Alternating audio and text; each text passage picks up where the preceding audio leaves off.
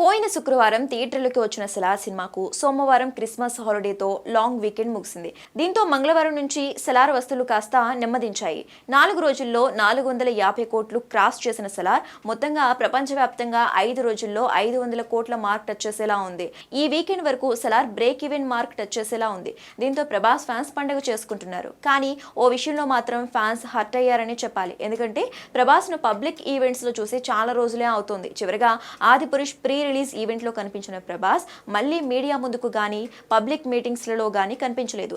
Salaar promotions కోసమైనా బయటకు వస్తాడు అనుకుంటే ఈవెంట్స్ కాదు కదా, కనీసం ప్రెస్ మీట్ కూడా పెట్టలేదు. దీంతో ఇక ప్రభాస్ ను ఇంటర్వ్యూలు సినిమాలో మాత్రమే చూడాలా అనే డౌట్స్ వస్తున్నాయి. సలార్ హిట్ అయినా కూడా ఇప్పటి వరకు మీడియా ముందుకి కూడా రాలేదు ప్రభాస్. పోనీ సలార్ సక్సెస్ మీట్ అయినా ఉంటుందా అంటే అది లేదు. దీంతో డార్లింగ్ ఫ్యాన్స్ కాస్త హర్ట్ అవుతున్నారు. ఎన్ని ఇంటర్వ్యూలు ఇచ్చినా ఒక్కసారి ప్రభాస్ బయటకు వచ్చి సలార్ గురించి మాట్లాడితే ఆ కిక్కే వేరు. కానీ ఈసారికి ఇది కష్టమనే చెప్పాలి. అయితే నెక్స్ట్ రానున్న కల్కి మారుతి సినిమాలకైనా ప్రభాస్ ప్రమోషన్స్ చేస్తాడా లేదంటే ఇలాగే కంటిన్యూ చేస్తాడా అనేది చూడాలి.